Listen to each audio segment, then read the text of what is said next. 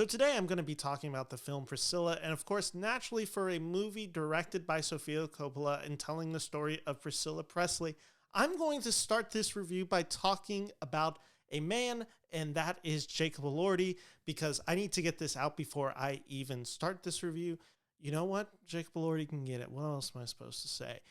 Now that we've gotten that out of the way, this is my review of the film Priscilla, starring Kaylee Spaney and Jacob can get it Elordi, directed by Sofia Coppola. So this film stars Kaylee. She plays the character of Priscilla Presley, a young, and we really need to emphasize this, a young 14-year-old, and that's the key to this movie, 14-year-old girl living in Germany who catches the eyes of no one but Elvis Presley.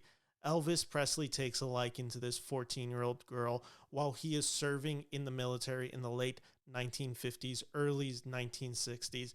Jacob Elordi plays the king of rock and roll, and this film is an exploration of Elvis and Priscilla's love. This is a direct adaptation of the book Elvis and Me, which was written in Priscilla Presley post their divorce, and this movie has had a lot of controversy around it pre the release of this movie, largely that the Graceland estate wanted nothing to do with Priscilla. Sofia Coppola tried getting the rights for some of the music in this movie, and she was unsuccessful. Graceland was not happy with this. The late Lisa Marie Presley, who is Priscilla's daughter, she did not like the portrayal of her father in this movie and found it to be quite I don't think the word vindictive is correct, but portrayed Elvis in a way that she believed unflattering. And this is going to be the controversy with a movie like this. When we're talking about such a beloved star, whether it's Elvis Presley, whether it's Michael Jackson, someone whose music means so much to people, it's hard for people to then acknowledge that those people that we may deem as heroes are people and they're complicated and maybe they didn't do such great things. And that is what Priscilla is exploring. Priscilla explores the complicated nature of fame and this fan relationship, because Priscilla starts as a fan of Elvis Presley, as any young American girl is in the late 1950s. She has a major crush on Elvis Presley. Elvis Presley is the biggest star in the world, and he is the sex icon of the 1950s, of the 1960s. It's this encompassing nature of Elvis, and that's what Priscilla does so well in this movie. It gets you caught up in this character, Priscilla, who is this 14-year-old girl who the exact second she meets Elvis, you can just feel Elvis's grips on her the entire movie, and it never lets up. Elvis himself is somebody who screwed up. He is abusing drugs basically from the start of this movie when we meet him. He is somebody that has known only fame since such a young age. Thus, he hasn't developed correctly either. And you can just see where these two relate and how they kind of coexist with one another.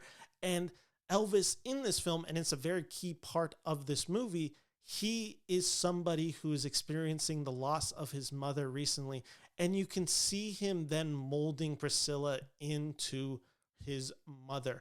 There is so much of this Oedipus complex that is just biting in this film, and you can just feel it the entire way through, in the way that he treats her, in the way that he kind of holds her on a pedestal, the way he talks about her, and then also it then makes this weird relationship when they become lovers, and that is a complicated aspect of this movie. You can feel the youngness of Priscilla.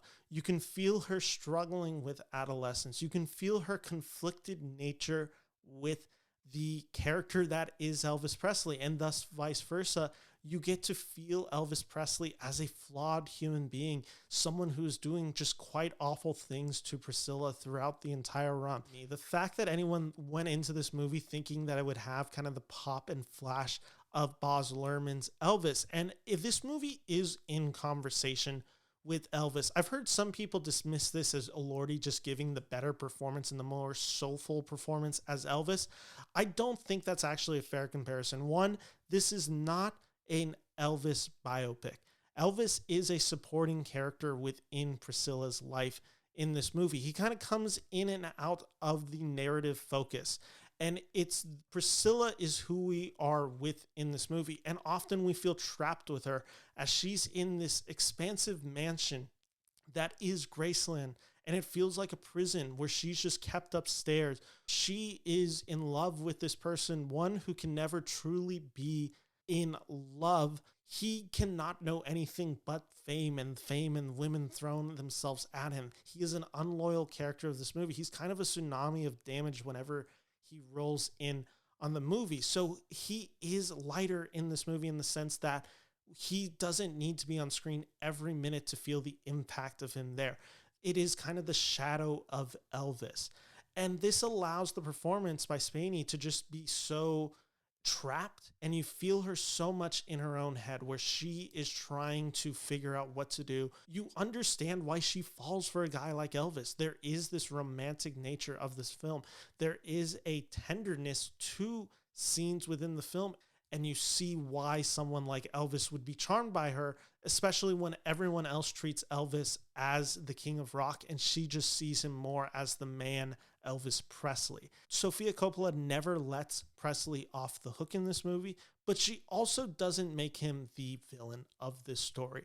Everyone in this movie is damaged to some degree or another, and it comes back to this final scene in the movie that I do not spoil, but we know what happens in real life, and we see one character escaping that damage and the other person being killed by that damage. Weird editing right there. My computer's storage filled up, thus I'm recording the rest of this review on my phone. The last point that I was making before I finally review this film is Jacob Elordi and Kaylee Spaney are so well framed in this story. You know, Jacob Elordi is this 6'5" guy, and Spaney is so much shorter than him. And it adds to these scenes where you just feel the all-encompassing nature of Elvis Presley. It's almost like he takes up the entire frame.